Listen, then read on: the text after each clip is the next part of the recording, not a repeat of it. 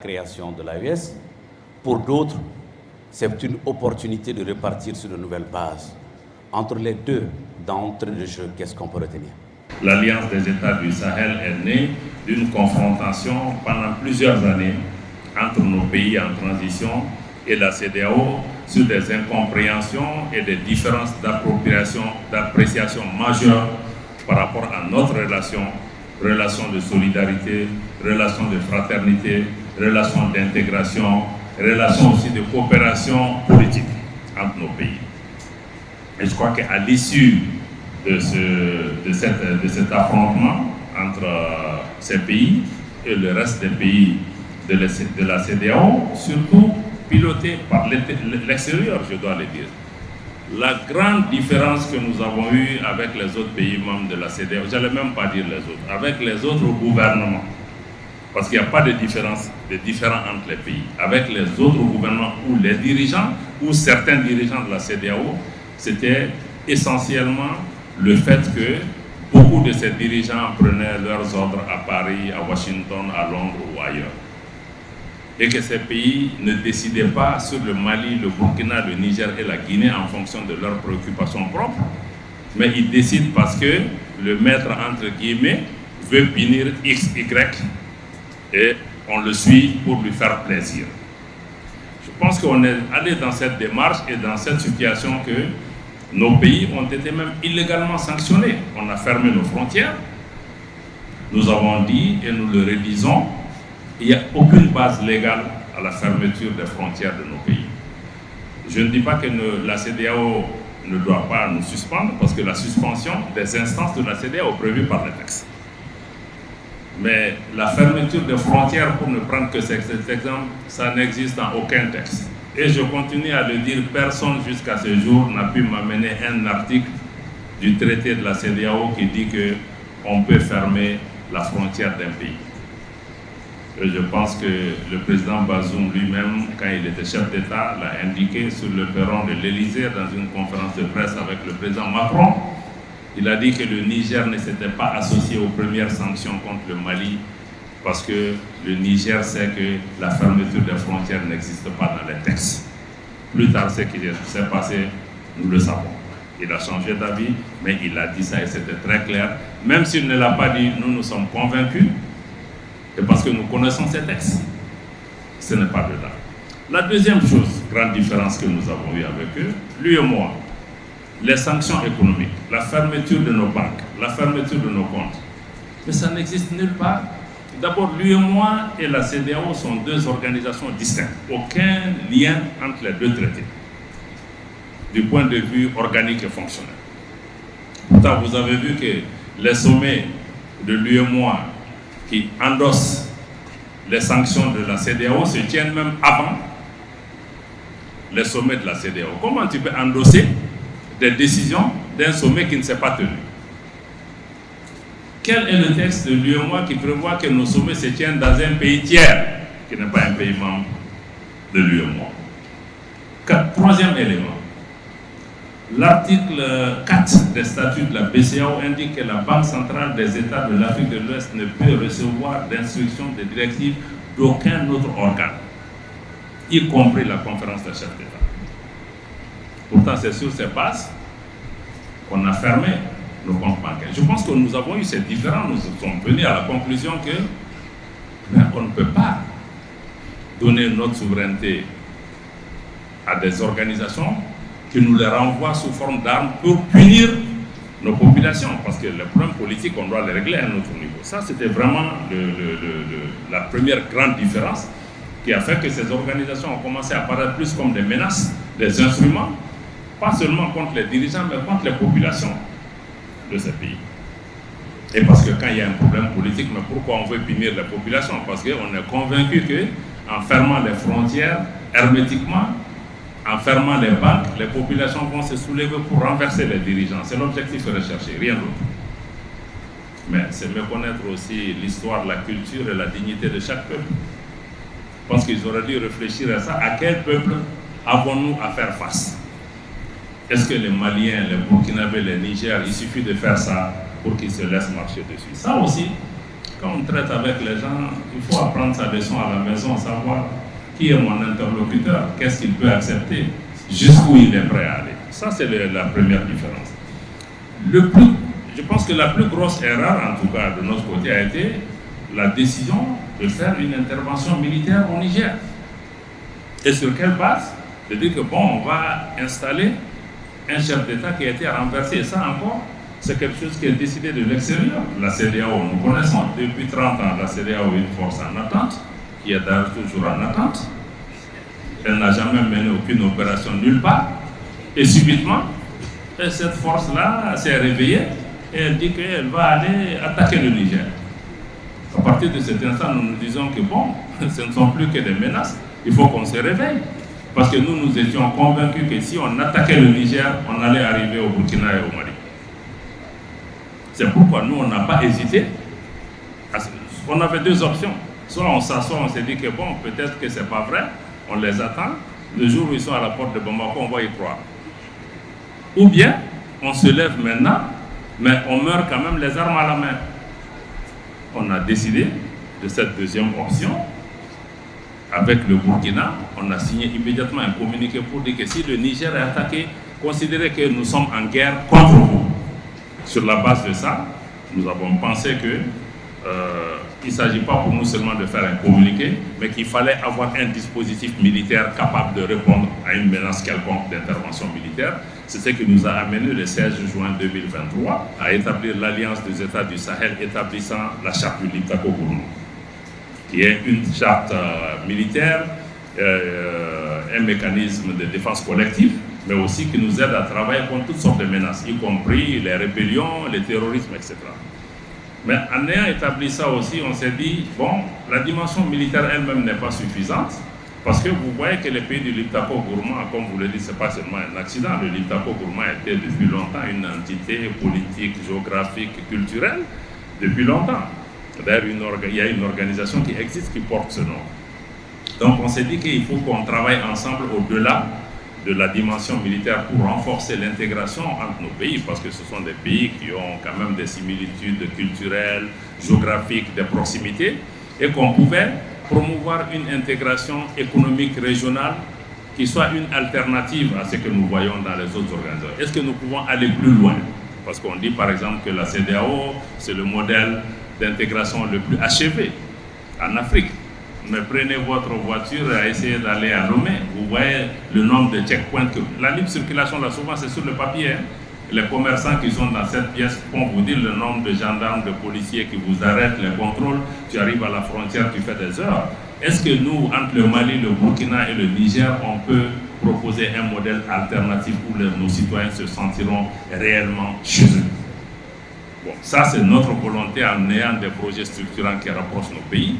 On s'est dit, est-ce qu'on peut aller encore plus loin pour que sur le plan de notre action diplomatique, nous puissions mener des choses ensemble? On l'a fait dans le cadre de ce communiqué, mais aujourd'hui, nous essayons, c'est des États souverains, je dois les rappeler, mais nous travaillons à pouvoir harmoniser ou coordonner notre action vis-à-vis de l'extérieur. Donc c'est les trois piliers de l'AES. La dimension défense et sécurité, la dimension intégration économique et la dimension coordination de l'action diplomatique. Et aujourd'hui, nous avons pris l'option d'aller vers une confédération. Si on prend que sur le plan militaire, je ne peux pas dévoiler des secrets, mais les niveaux de collaboration entre nos armées à un tel niveau que c'est inimaginable, vous ne pouvez même pas imaginer.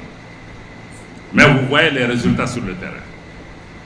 Ça, c'est juste si je vous donne un exemple. On n'a pas besoin de proclamer pour faire plaisir à X ou Y. Je crois que si nos populations voient ce qui se fait, c'est le plus important. Mais tirant les leçons de ce qu'on a vu au niveau de la CEDEAO, nous pensons aussi que l'AES doit être une organisation des peuples véritablement. Parce que jusqu'à présent, les organisations que nous avons sont devenues souvent des clubs de chefs d'État. Comment on peut donner aussi la voix à nos populations pour qu'elles soient partie prenante?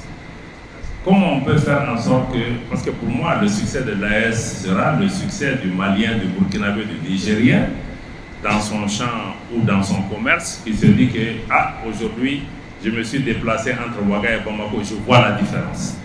S'il ne voit pas cette différence, c'est qu'on n'a rien fait, à mon avis. Je pense que c'est là où nous devons mesurée et non en termes de nombre de sommets ou en termes de nombre de partenaires chefs d'État étrangers que nous avons reçus. Donc pour moi, ça va être évident. Il faut que, d'ailleurs, je vois qu'avant même que l'AES ne soit structurée, les populations s'en sont saisies dans tous les pays, les jeunes, les femmes. C'est un débat, tout le monde veut comprendre, tout le monde veut être partie prenante. Je pense que ça, c'est un débat sain. Et nous voulons aussi écouter nos femmes, nos jeunes, nos frères et sœurs nous dire quelles sont leurs attentes par rapport à l'AES pour qu'elles soient différentes, pour qu'on ne commette pas encore les mêmes erreurs qu'on a faites de l'autre côté. Et dans ce schéma de l'AES des peuples, je pense que vous, les médias, vous avez un rôle crucial. Parce qu'on ne pourra pas communiquer efficacement avec nos populations si, les médias ne comprennent pas le changement de narratif qu'on veut. 2, si nos médias même n'arrivent pas à avoir cette autonomie. 3, si nos médias n'arrivent pas eux-mêmes à faire leur propre lecture de cette dynamique et faire en sorte que nos populations puissent comprendre. Parce que si Mali Online ne fait que répéter les lignes éditoriales d'RFI, France 24 ou BBC, on a échoué. Il faut que BBC, France 24 lisent Mali Online, par exemple, pour comprendre qu'est-ce qui est en train de se passer dans l'espace AES. Je pense que c'est là que nous aurions commencé à changer des choses. Et je pense que ce qui est important aussi pour nous, c'est que nous, dirigeants, devons donner la primeur à nos propres médias. La primeur ne veut pas dire toujours qu'il faut juste qu'on les soutienne, qu'on leur donne de l'argent. Je pense que ce n'est pas ça. C'est vraiment, aujourd'hui je suis là, je pense que c'est important que je te parle, c'est important que je parle aux médias maliens, aux médias de l'AES. Chaque fois que je suis sollicité, j'essaie de faire l'effort de leur ouvrir ma porte. Pourtant, Al Jazeera et d'autres aussi nous courent derrière tout le temps. Mais de plus en plus, je pense qu'il faut que nous nous donnons l'espace à nos médias en leur ouvrant nos portes. Et je pense que tous les autres ministres du gouvernement sont dans la même dynamique de faire en sorte que nous parlions à nos médias, que nous vous considérions, que nous vous donnions de la valeur. Et puis, il y a d'autres types d'appuis qui viendront. Donc pour moi, les médias sont essentiels, non seulement pour nous dire ce que nous voulons entendre, mais vous pouvez aussi donner votre propre perspective, vous pouvez critiquer ce qui est en train de se faire. Si nous faisons des erreurs, vous pouvez le faire. J'accepte d'autant plus une critique que ça vient de quelqu'un de notre espace, parce que c'est votre espace. Mais je crois que quelqu'un d'autre, je ne vois pas quelle est ma responsabilité particulière, mais si un Malien parle, je pense que j'ai l'obligation de l'écouter. Il y a un couple que j'aimerais bien évoquer parce que beaucoup de gens pensent que c'est le goulot d'étranglement de l'AES, le couple économie-sécurité. Vous êtes créé sur un fonds de défense de vos pays, de nos pays, pour l'instauration de la sécurité. Mais une sécurité sans pays économiquement fort a-t-il un avenir? Premier point. Deuxième point, vous allez certainement me dire, il n'y a pas d'économie sans sécurité. Donc le couple allant dans l'aller-retour nous met dans un dilemme. Est-ce que, honnêtement, vous avez les moyens de l'ambition que vous donnez du point de vue économique en intégrant que vous êtes parti de la sécurité?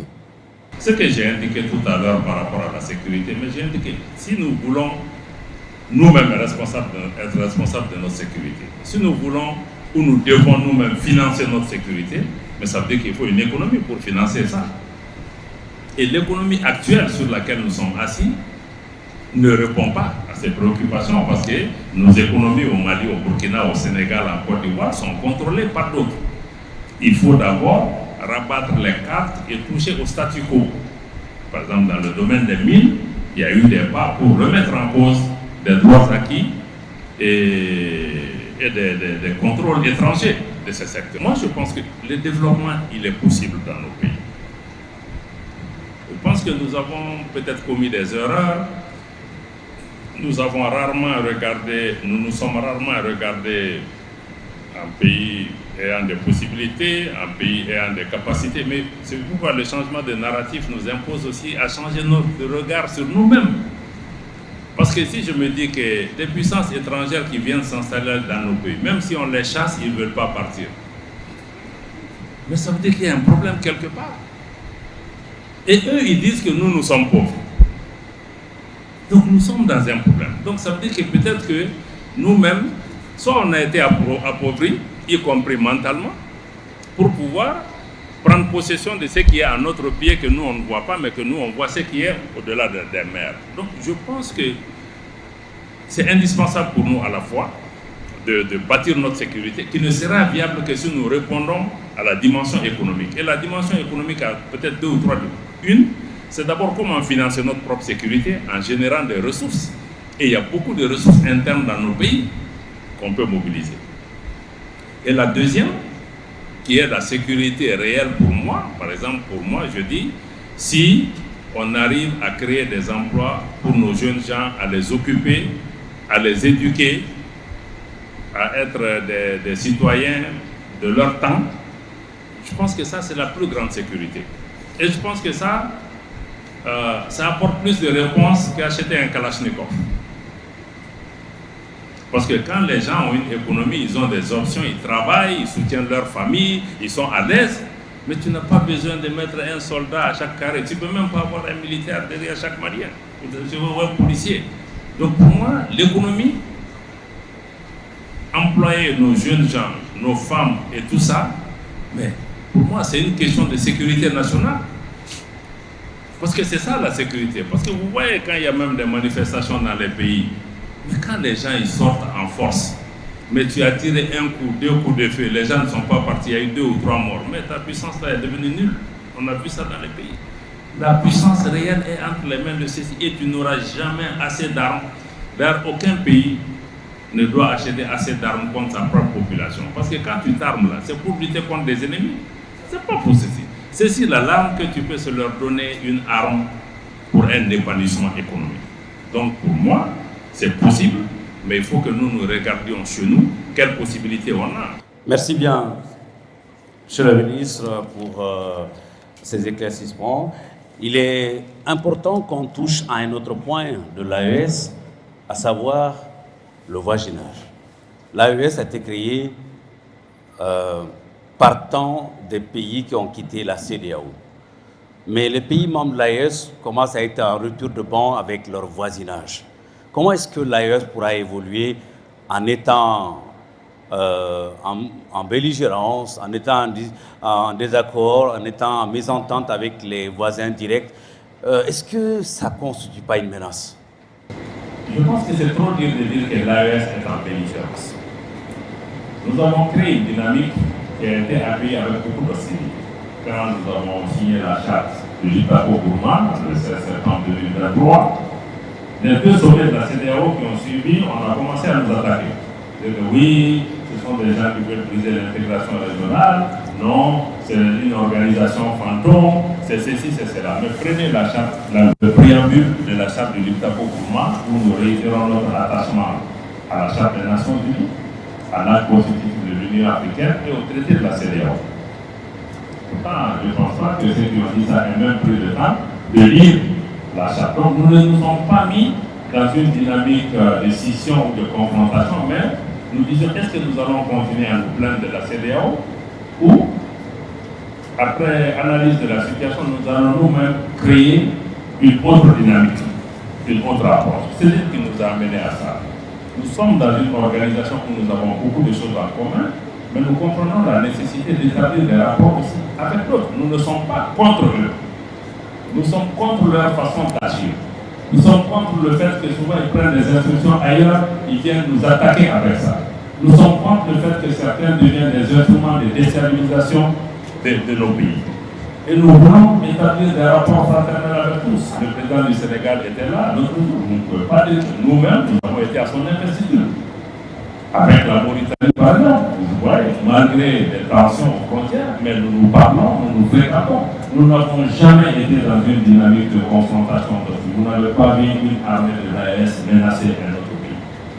Vous ne nous avez pas vu nous mêler de la politique interne de notre pays. Vous ne nous avez pas vu dire qu'il faut que le modèle malien soit exporté dans la région.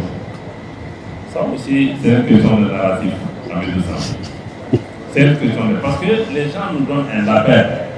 Voilà, ces gens, ils veulent faire scission, ils sont contre ces scissions. Non, il y a 2 jours, j'expliquais aux gens. Je dis, être attaché à l'idéal d'intégration ne veut pas dire nécessairement appartenir à la CEDEAO.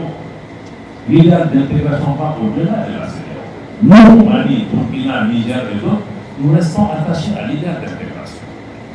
Maintenant, l'intégration intermédiaire, c'est une destination. Maintenant, est-ce que la CEDEAO est le véhicule indiqué pour nous amener à cette destination? Nous, on ne passe pas aujourd'hui, on ne passe pas. Mais on va rester dans cette voiture sachant que la destination n'est pas bonne pour nous. Mais on a pris un autre véhicule. On peut se tromper aussi des véhicules. Donc, moi, c'est notre choix. Et nous pensons que c'est ça. Donc, c'est de dire encore une fois que l'AES n'est pas dans une dynamique de confrontation, mais nous ne travaillons pas contre certains, nous travaillons pour ce que nous estimons est de l'intérêt de nos populations. Monsieur le ministre, question finale avant de passer à l'échange avec les journalistes ici présents. Est-ce que réellement l'AES est un avenir pour nous?